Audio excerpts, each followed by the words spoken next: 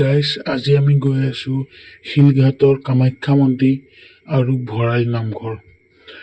এইটো ভিডিঅ' আমি বহুত দিনৰ মূৰত মই ভিডিঅ' বনাইছোঁ। অৱশ্যে বহুত দিন হোৱা নাই, বহুত বছৰ হৈ গ'ল, এবছৰ ওপৰত হৈ গ'ল মই ভিডিঅ' আপলোড কৰা। গাইজ আমি এতিয়া আহি পালোঁ, এয়া হৈছে ভঁৰালী নামঘৰ। আমি এতিয়া আহি পালোঁ। ব'লক আপোনালোকক অকণমান ভঁৰালী নামঘৰৰ ভিতৰতো দেখাওঁ কেনেধৰণৰ। গাইজ আপোনালোকে ভঁৰালী নামঘৰত কিমানবাৰ গৈছে ক'বচোন, আৰু ইয়াৰ হিষ্ট্ৰীটো কিহৰ বিষয়ে মোক এবাৰ ক'ব কমেণ্টত।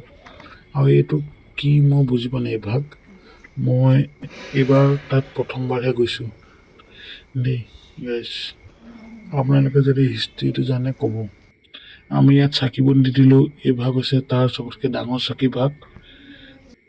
আৰু আমি ইয়াত মণিকূটৰ ভিতৰত দেখাইছোঁ, মণিকূটৰ ভিতৰত দেখাব পাইছোঁ বহুত ধুনীয়াকৈ সজাইছে। আৰু তাত এটা ধুনীয়া বস্তু এটা দেখিলোঁ, আমি এটাই উপহাৰ দিছে নামঘৰত।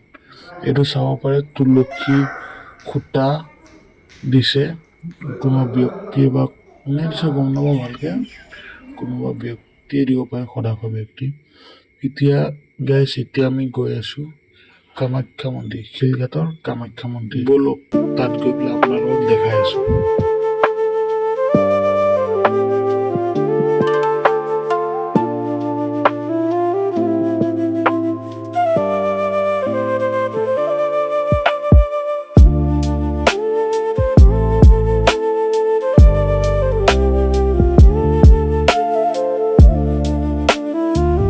গাইজ আমি এতিয়া আহি পাই গ'লোঁ শিলঘাটৰ কামাখ্যা মন্দিৰ।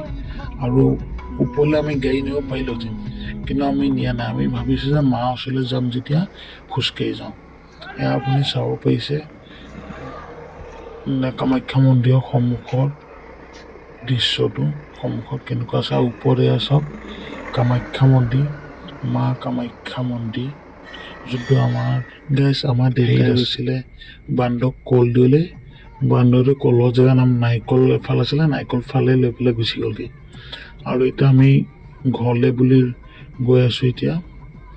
গাইজ বাই, আৰু নেক্সট ভিডিঅ'ত লগ পাম।